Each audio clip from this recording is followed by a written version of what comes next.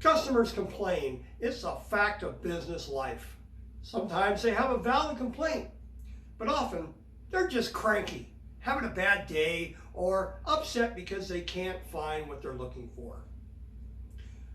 Whatever has set them off, they are likely to take it out on your employees.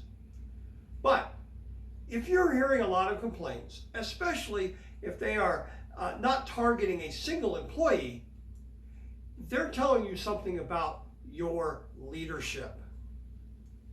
Recently, a potential client who owned a restaurant told me one of his major concerns was what he considered to be a high number of customer complaints. The complaints were not aimed at a particular employee, but seemed to be more general. What could he do about it? Just before he mentioned this, he told me he had a problem with employees who didn't show up on time, or sometimes didn't show up at all. And that was a big clue. As is common in the restaurant business, many of his workers were young and just starting out.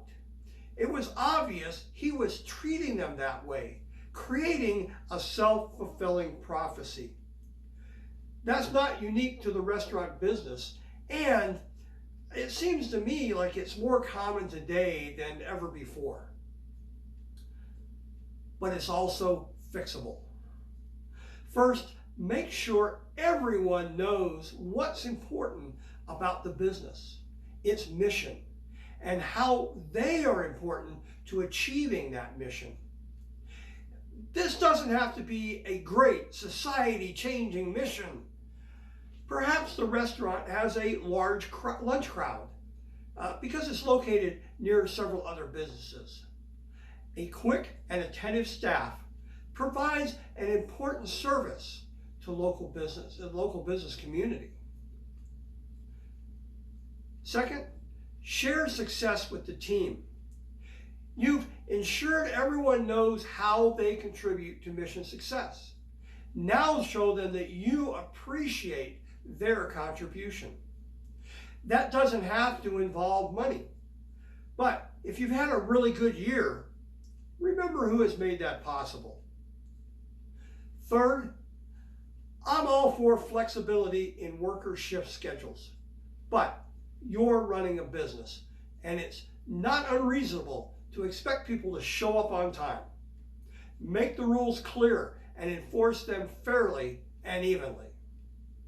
And finally, don't label your staff with a generational category and then assume that they will act the way, a certain way because of the category you put them in. People are a product of many influences. You are one of those influences, and people tend to rise to the level the boss expects. If you expect great things, you're likely to get great things. If you expect problems, that's likely what you'll get. Taking these steps will produce good results, but it isn't a quick solution. Stick with it. You may have to take stern action at first, but over time, the problems will diminish, as will the customer complaints.